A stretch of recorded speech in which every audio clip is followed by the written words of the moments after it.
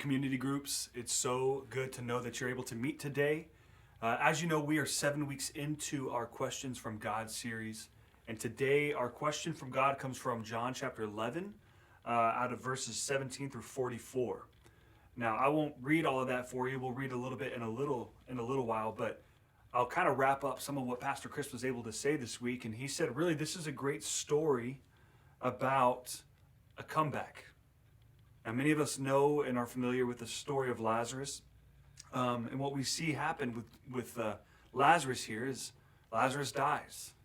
And unfortunately, that's just the reality we have to deal with in this life. And up until this point, death had an undefeated streak. But it had a worthy challenger coming up against it in Jesus. And Jesus ruins death's undefeated record.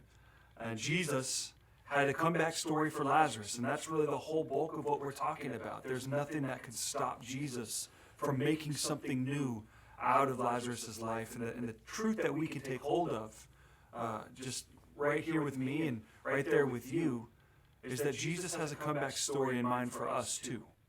And that can mean us collectively as a church. We look forward to the day where we can gather again. I'm sure for your community group, you look forward to the day where you can gather as people in somebody's living room, sipping coffee and sharing a meal, breaking bread. But in this time, we also know that God has a comeback story for you personally. Now, what we're confronted with when we see this is that before the comeback story can be realized, we see Jesus come to Lazarus' sister while Lazarus is dead.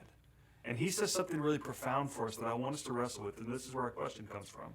And this is out of verses 20 through 26, and it says, "And as soon as Martha heard that Jesus was coming, she went to meet him, but Mary remained seated in the house.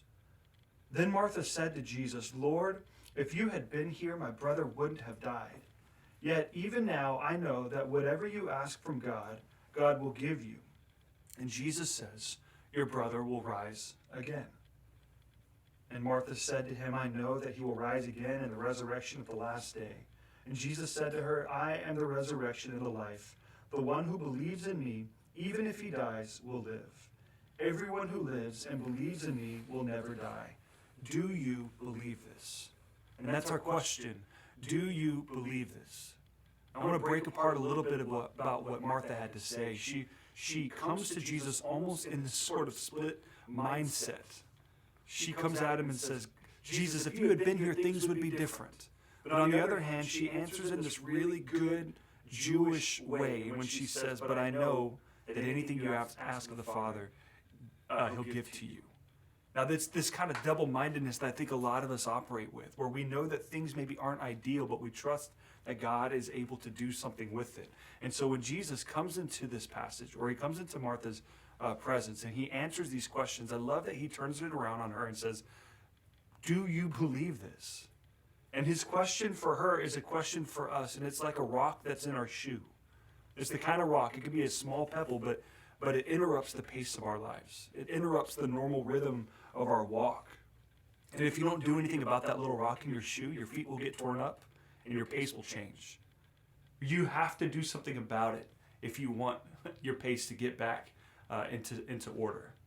Now, for us with Jesus' question, we have to do something about it. We can hear the question, "Do you believe this?" And as good Christians in the 21st century, we may say, "Yes, absolutely, of course. Why would I ever doubt Jesus?" But the question Jesus is really asking is, do you believe this enough to do something with it? Now, community groups, as you answer these questions today, I pray that this question Jesus asks, as simple as it sounds, I pray that you would allow his question to do some exploration in your life and in your heart and in your soul. And I trust that as you let God do some work in your life in this, you'll begin to understand just what kind of comeback story Jesus has for you. Community groups, I pray that you're blessed today.